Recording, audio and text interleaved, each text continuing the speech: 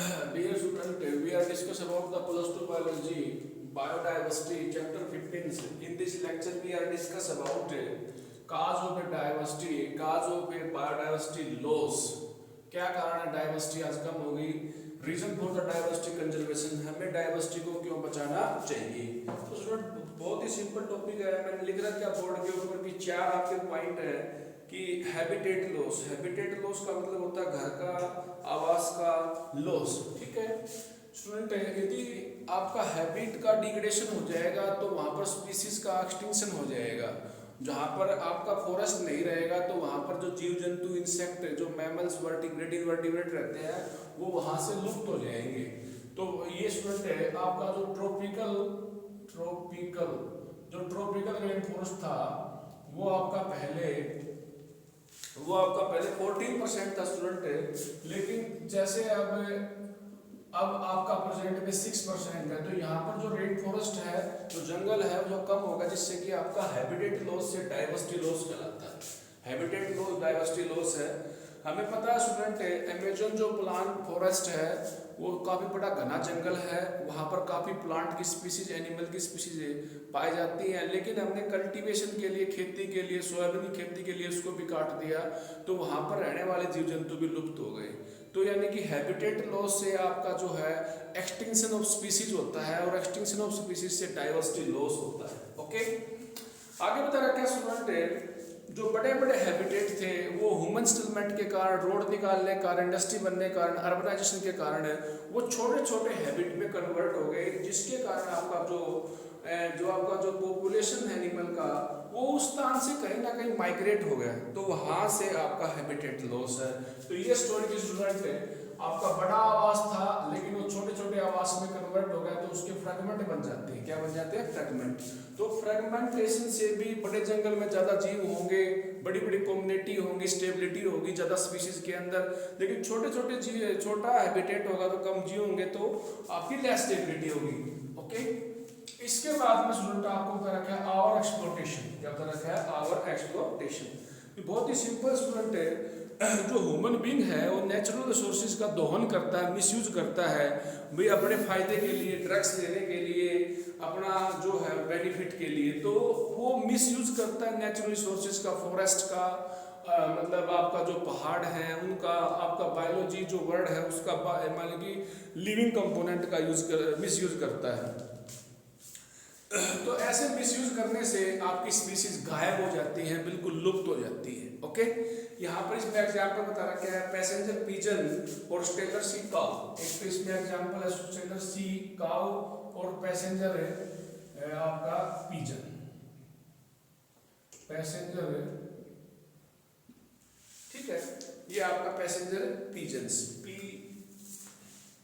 आई, passenger pigeon है जो आपका आवर एक्सप्लोटेशन का उदाहरण है।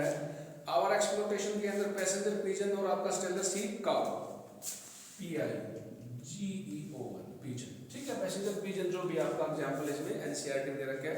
आगे देखिए स्टूडेंट, इसके बाद में है alien species invention. Alien species invention का मतलब यहाँ पर है विदेशी जीवों का आक्रमण। विदेशी जीवों का आक्रमण, जैसे हमारे पास कोई भी झील है उसमें जो जाति रहती है उसे इंडिजिनियस, यानी कि हम बोलते हैं नेटिव स्पीसीज। क्या बोलते हैं? Native species. बाहर से कोई जाति आती है उसको बोलते हैं एलियन स्पीसीज। तो ऐसा ही स्टोरी है स्टूडेंट कि एक आपकी लेक है जिसका नाम है नील पर्च, नहीं आपका नाम है, उसका नाम है नील पर्च। तो फिश का नाम है, आपका जो लेक है उसका नाम है विक्टोरिया, जो कि ईस्ट अफ्रीका में है, और उसमें एक फिश आ गई बाहर से जिसका नाम है नील पर्च। लेकिन उस लेक में जो रहने वाली जो फिश है जिसका नाम है सिजलिड फिश, वो नेटिव फिश है स्टूडेंट। वो नेटिव जाति है। बाहर की जाति आने से जो आपकी नेटिव जाति होती है वो लुप्त हो जाती है, या उनको लुप्त होने का खतरा है, जाति कम हो जाती है उनको। इसी प्रकार हम कह सकते हैं कि बाहर से कोई जाति आई है और हमारी जो स्वदेशी जाति है उसको खतरा हो जाता है, तो इसको बोलते हैं एलियन स्पीशीज इन्वेंशन। ये तो एनिमल का एग्जाम्पल होगा स्टूडेंट। इसमें ऐसे ही प्लांट का भी एग्जाम्पल है, प्लांट का भी एग्जाम्पल है एलियन स्पीशीज इन्वेंशन के अंदर कि बाहर से एक वीड आती है, वीड स्पीशीज जो खरपतवार होती है, वीड स्पीशीज, जैसे कि गाजर घास बोलते हैं, वीड स्पीसीज आती है। बाहर से कोई स्पीसीज आती है वीड की, वाटर हायसिंथ बोलते हैं, तो हमारी जो नेटिव स्पीसीज है उनको गायब होने का खतरा हो जाता है। जैसे कि यहाँ पर मैंने आपको बताया कि जो नील जो आपकी पर्च, जो नील पर्च जो आपकी फिश है वो लेक में आती है, और जिसमें नेटिव फिश जिसका नाम है सचलिड फिश, सचलिड फिश की जो वैरायटी होती है, जो संख्या होती है, वो यहाँ से गायब हो जाती है। ओके, तो ये बता दिया मैंने एलियन स्पीसीज इन्वेंशन। स्टूडेंट, को एक्सटिंक्शन का मतलब ये है कि आपका कोई भी जो फिश है उसके ऊपर कोई भी आपका पैरासाइट डिपेंड है, कोई भी एक जीव है उसके ऊपर दूसरा जीव डिपेंड है। जैसे फिश के ऊपर पैरासाइट डिपेंड है, तो यदि फिश गायब हो जाती है तो आपका पैरासाइट भी लुप्त हो जाएगा, दोनों साथ साथ रहेंगे, साथ साथ जिएंगे। ओके, तो कहने का मतलब है एक चीज गायब हो जाती है तो दूसरी ऑटोमेटिक गायब हो जाएगी। इसमें बोलते हैं प्लांट पोलिनेटर, प्लांट पोलिनेटर। आपका भी ये भी इसमें एग्जांपल है, प्लांट पोलिनेटर है इसमें, प्लांट पोलिनेटर म्यूचुअलिज्म्स, प्लांट पोलिनेटर म्यूचुअलिज्म्स, यानी कि कोई एक प्लांट है, कोई किसी स्पेसिफिक पोलिनेटर के द्वारा वो पोलिनेशन होता है। यदि वो स्पीसीज आपका प्लांट पोलिनेशन वाला जो आपका इंसेक्ट है वो गायब हो जाएगा तो प्लांट भी गायब हो जाएगा, दोनों साथ साथ रहते हैं, साथ साथ रहते हैं। ठीक है, तो ये हो गया आपका को एक्सटेंशन। बहुत ही सिंपल है। डायवर्सिटी के लॉस होने का कारण है हैबिटेट लॉस, फ्रेगमेंटेशन। पहले इतनी जगह थी, जंगल थे उसमें, अब उसके छोटे छोटे टुकड़े हो गए तो उसको बोल दिया हमने फ्रेगमेंटेशन। यहाँ पर ज्यादा जीव रह सकते हैं, यहाँ पर कम जीव रह सकते हैं, ये स्टेबल है, ये इनस्टेबल है। पहले ट्रॉपिकल रेन फॉरेस्ट आपका 14% था, अब हमने यूज कर लिया, उसका यूज कर लिया हमने, जैसे कि इंडस्ट्री में यूज कर लिया, घर में हमने जैसे कि फर्नीचर में यूज कर लिया, ईंधन के रूप में यूज कर लिया, तो संख्या कम हो जाती है। तो ओवर एक्सप्लॉयटेशन का मतलब होता है मिसयूज करना। जैसे नेचुरल रिसोर्सेज का हम मिसयूज करते हैं, हम अपनी लालसा के लिए उनसे हम ज़्यादा से ज़्यादा बेनिफिट उठाते हैं। ठीक है, तो जैसे स्टेलर सी काऊ यहाँ से गायब, आपका मिसयूज किया तो गायब होगी, जैसे पैसेंजर पिजन आपका गायब हो गया। अगला टॉपिक है student reason for the biodiversity conservation.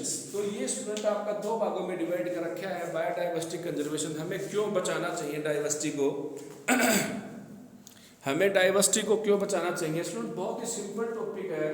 Diversity से हमें सब कुछ मिलता है, प्लांट एनिमल से ही तो सब कुछ मिलता है। ह्यूमन बीइंग का जितना भी बेनिफिट है, इकोनॉमिकल बेनिफिट है, वो हमें प्लांट से मिलता है। हमें गम मिलता है, रेजिन मिलता है, रबड़ मिलता है, मेडिसिन मिलती है, तो सारा का सारा बेनिफिट जो हमें प्लांट से ही मिलता है। तो इकोनॉमिकल बेनिफिट है, कुछ इंडस्ट्रियल प्रोडक्ट भी मिलते हैं, कुछ मेडिकल इंपॉर्टेंट प्रोडक्ट भी मिलते हैं। देखिए कुछ नैरो रेंज में आपका स्मॉल स्केल के अंदर है जो आपका बेनिफिट है, कंजर्वेशन है। हमें क्यों बचाना चाहिए डाइवर्सिटी को? क्योंकि हमें प्लांट एनिमल से हमें गम मिलता है, रेजिन मिलता है, ओके, गम रेजिन, आपकी टैनिन मिलता है, हमें लकड़ी मिलती है, फायर मिलता है, बिल्डिंग मटेरियल मिलता है, वुड मिलता है, सब कुछ हमें प्लांट से ही मिलता है। ये नैरो स्केल के ऊपर है। ओके, हमारे पास जो 25% ड्रग है वो हमें प्लांट से मिलती है। इसके बाद में हमारे पास जो 25,000 स्पीशीज प्लांट की ऐसी हैं जो ट्रेडिशनल मेडिसिन का आधार है, ट्रेडिशनल मेडिसिन का आधार है। ब्रॉडली लेवल के ऊपर यदि हम बात करें, हमें बायोडाइवर्सिटी को क्यों बचाना चाहिए? जो हम ऑक्सीजन गैस का यूज करते हैं वो हमें प्लांट से मिलती है। ऑक्सीजन गैस होगी तभी हम यहाँ पर सर्वाइव कर पाएंगे। तो पहला पॉइंट स्टूडेंट यही कहता है इसमें कि हमें ब्रॉडली लेवल पे हमें जो आपकी जो ऑक्सीजन है वो यहीं से मिलती है। एक खास बात और, अमेजन जो फॉरेस्ट है टोटल ऑक्सीजन का 20% ऑक्सीजन जो है वो अमेजन फॉरेस्ट से हमें प्राप्त होती है। हमें पोलिनेटर मिलते हैं, इकोसिस्टम में हमें पोलिनेटर मिलते हैं, और जो पोलिनेटर है वो आपका प्लांट का पोलिनेशन करते हैं जिससे कि आपका फ्रूट बनता है, और क्या बनता है? सीड बनता है। क्या बनता है? सीड।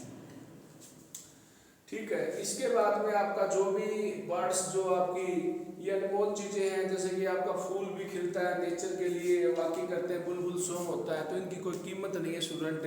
तो ब्रॉड लेवल पे हमने ये यूटिलाइजेशन करना है बायोडाइवर्सिटी का। नैरो लेवल के ऊपर हमने ये करना है, कुछ मेडिसिन मिलती है, कुछ प्लांट से हमें, जैसे कि इंडस्ट्री यूज करते हैं, बिल्डिंग मटेरियल में काम आता है। ओके, तो ये हम यहाँ से लर्न कर सकते हैं। एक आता है इथिकल इशू। इथिकल इशू में हमारे पास जितने भी प्लांट एनिमल हैं अर्थ के ऊपर, उनकी प्रत्येक की एक वैल्यू होती है, इकोनॉमिकल वैल्यू नहीं तो उसकी एक पर्सनल वैल्यू होती है। उसका सर्वाइव होना इस बायोडाइवर्सिटी के लिए, ह्यूमन सेटलमेंट के लिए बहुत जरूरी है। आपको नहीं पता कहीं ना कहीं फूड चेन का, कहीं ना कहीं फूड वेब का, कहीं ना कहीं नेचर ने बनाया है तो उसका कहीं ना कहीं इंट्रिंसिक वैल्यू होती है, उसकी कुछ पर्सनल वैल्यू होती है। तो इथिकल इशू कहलाता है। क्या कहलाता है? Ethical issue. मोरल ड्यूटी है कि इथिकल इशू के अंदर हमें प्लांट एनिमल जितने भी लिविंग क्रिएचर हैं, जो लिविंग जीव हैं, उनको हमें वेलबींग रखना चाहिए, उनको हमें सेफ रखना चाहिए अगली पीढ़ी के लिए, अगली जनरेशन के लिए। नैतिक मूल्य हम बोल सकते हैं इथिकल रीजन। तो डाइवर्सिटी को बचाने के लिए नैरो रेंज का लॉजिक है हमारे पास, ब्रॉडली और इथिकल। इथिकल में हमें जैसे जियो और जीने दो इस टाइप का आपका फंडा है। मोरल ड्यूटी बनती है कि जितने भी आपके लिविंग क्रिएचर है, बायोलॉजिकल वर्ल्ड में जीव है, उनको आप वेलबींग रखें, उनको आप हेल्दी रखें, तभी यहाँ पर ह्यूमन सर्वाइव कर पाएगा। ओके, तो लास्ट टॉपिक है कंजर्वेशन ऑफ बायोडाइवर्सिटी को कल